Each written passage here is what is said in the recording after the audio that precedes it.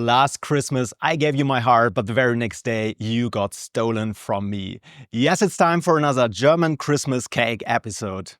What a lovely day to bake. My name is Arne, a German hobby baker who's living in Luxembourg. In this Christmas edition, I have improved my Stollen recipe from last year and baked a fantastic marzipan Stollen. Stollen, as we say in German, is the ultimate Christmas cake. It keeps fresh for months in the cellar and makes a great gift. We eat it every Advent Sunday and at Christmas with other cookies and coffee. Simply heavenly. So let's get started. This is from Luxembourg with Loaf. We start the evening before we bake by soaking our dried fruits. Therefore, I'm taking 100 grams of candied orange, 100 grams of candied lemon, 200 grams of raisins and 50 grams of rum. You can also use orange juice if you make the Stollen for children. And then all we need to do is shake it a little bit so that everything gets mixed up. Then it's time to prepare our Levain. Therefore, I have prepared an active sourdough starter and I'm using 120 grams of flour as well as 70 grams of milk. I really want to make sure that my sourdough gets used to a fatty environment. That's why I'm already mixing it with milk, and I'm making here a stiff sourdough starter or stiff Levain. Therefore I mix everything up, and once I cannot use my spoon anymore, I'm taking my hands and mixing up the rest.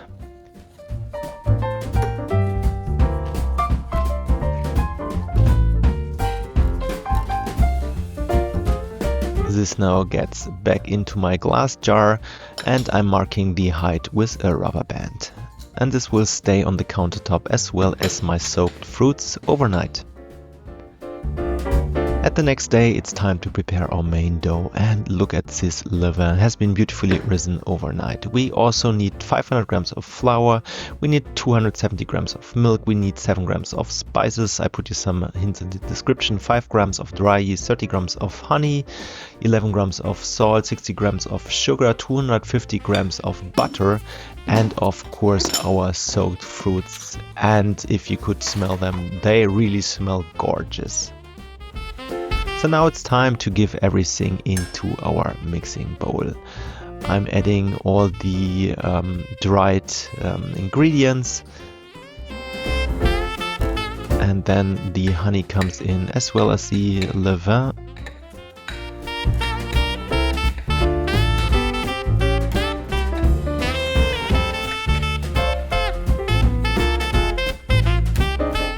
And I'm also adding half of the butter.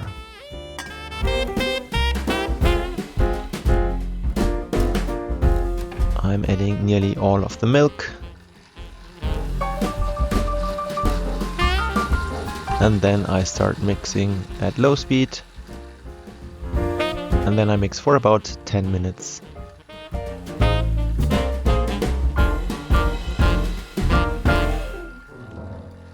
And this time you can also add the rest of the milk. And once everything is combined, we add the rest of the butter. And then increase the speed of the mixer.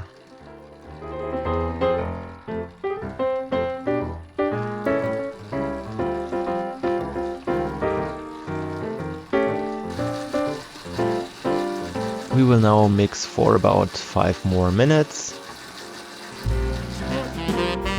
until you can do a window pane test. Therefore we wet our hands and then we try to stretch the dough as much as we can.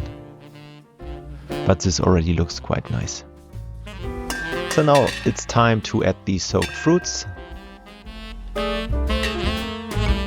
And this will now mix for another 1 to 2 minutes.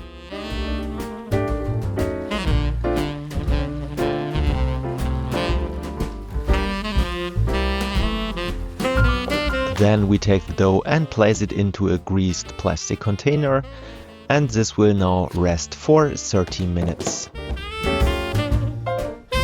Then it's time to do some coil folds.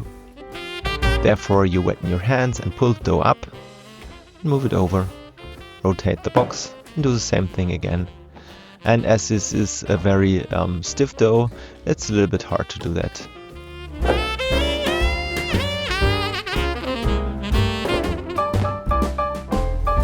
We let it rest for 30 minutes and then do a second set of coil folds.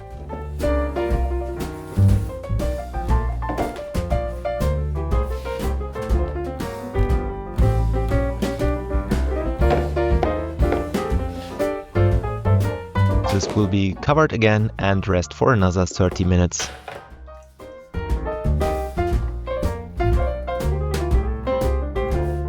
You already notice that the gluten has been perfectly developed. It's a little bit hard to move the dough. And then after another 30 minutes, it's time to do our fourth set of coil folds.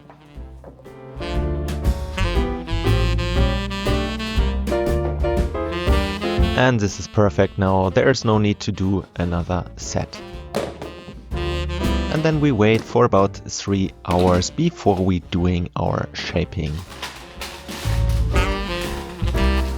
So the dough won't double in volume or so, because it's so enriched, filled up with butter and soaked fruits, so don't expect the dough from expand that much, but that's fine. We flour our countertop, and then what we do, first of all, we divide the dough into 2 pieces, because I want to do 2 stollens.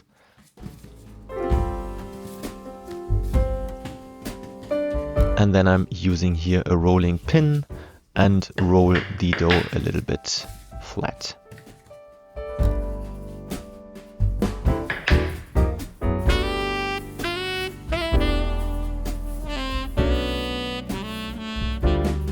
I have decided to do a marzipan stollen, so I have here a piece of marzipan which I cut in 2 halves and then I roll it up.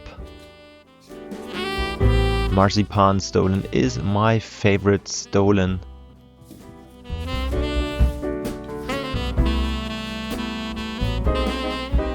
And then I place the marzipan inside of the dough, and therefore I'm using the rolling pin and then also seam the edges a little bit with the rolling pin, and then taking my hands to seam the other edges.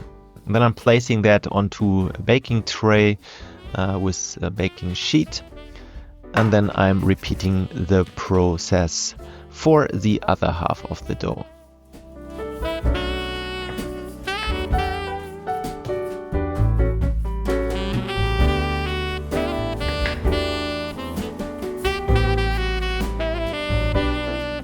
For the spices, by the way, I have been using mainly cinnamon and cardamom, but you can also use vanilla or nutmeg or allspice.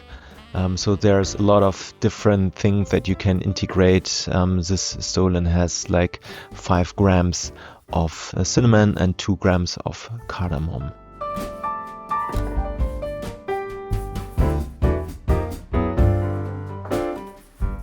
And then I'm placing the second stollen also on my baking tray.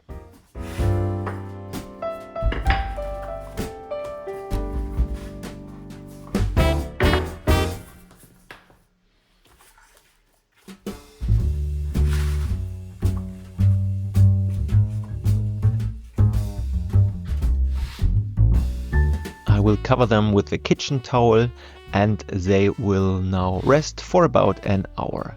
After an hour, it's time to bake them. I have preheated the oven to 220 degrees Celsius, that's 428 degrees Fahrenheit. And I will bake them with steam for the first 20 minutes. And once they're in the oven, I reduce the temperature to 180 degrees Celsius, that's 356 degrees Fahrenheit. And I will bake them for 55 minutes in total. And this is how they look like after 55 minutes. Really nice. They're still a little bit soft, but that's good because we want to have a lot of softness into the stollen as they will ripe for several weeks. The stollen needs to be cooled down for about 30 minutes and then it's time to preserve it with butter and sugar. I'm therefore warming up around 150 grams of butter.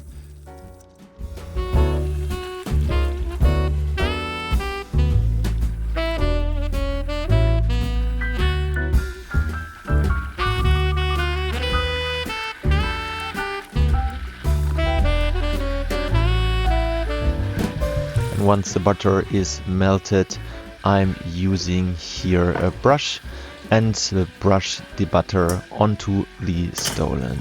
Therefore I'm using here this cooling rack and a pan because it's kind of a mess, and this will help you from not having the butter everywhere in your kitchen.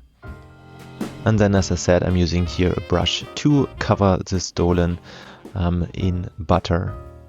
There are also other variants that I have seen where people basically heat up way more butter and then basically place the stollen inside of a large pan with butter and then basically give the stollen a bath. That of course would also work.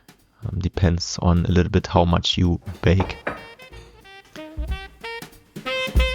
And also don't forget the bottom side of the stollen. So it needs to be covered from all sides with butter.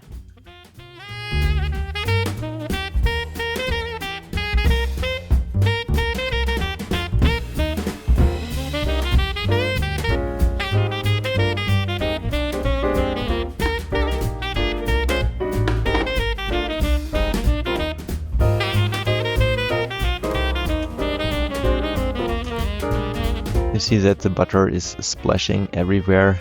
Yeah, it's a little mess, I have to admit. But it preserves the stollen for a couple of weeks or even months. And then I'm repeating the same process for the second loaf as well.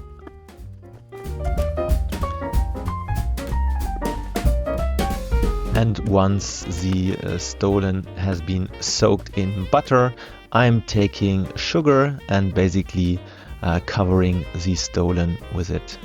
And this mix of butter or melted butter and sugar will basically seal the stollen, and this will keep the stollen fresh for a couple of weeks.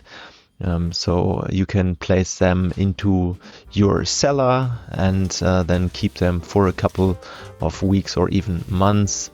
In Germany, the stollens sometimes are kept for half a year, but of course usually, at least for me in the Christmas season, they won't last for longer than a couple of weeks.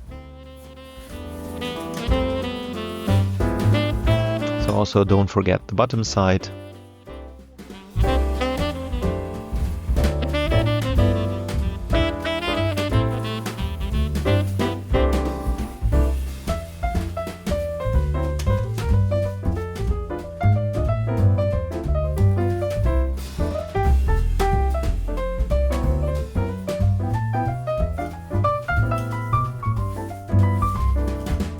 Don't save money on butter and sugar.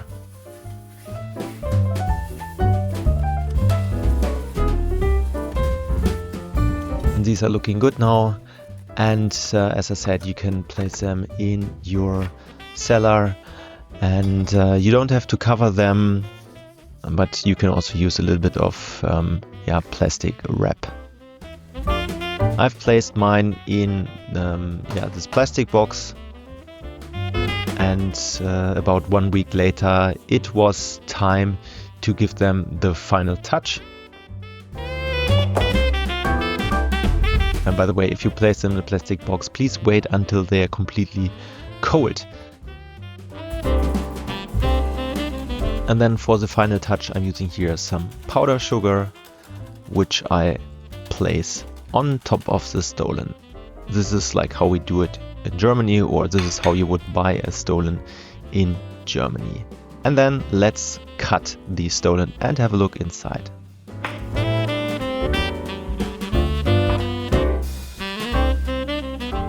Wow, really nice light crumb. Looks pretty cool, also like with the white cover. And here's some more impressions. Enjoy this beautiful stollen all across the Advent time, and of course on Christmas. And here's some more beautiful pictures. Have a Merry Christmas and enjoy. Bon appetit. I hope you enjoyed the video. You can choose the spices according to your own preference. Cinnamon and cardamom are the best, but cloves, vanilla, allspice or nutmeg are also suitable. Just don't overdo it. You can swap the rum for orange juice for a more child-friendly recipe. What is your favorite Christmas cookie? Write it in the comments below the video. Have a wonderful and contemplative Christmas season. If you want to support me and my channel, please like this video, subscribe to my channel and turn on notifications so you don't miss my next videos. I wish you a great day, adieu and goodbye.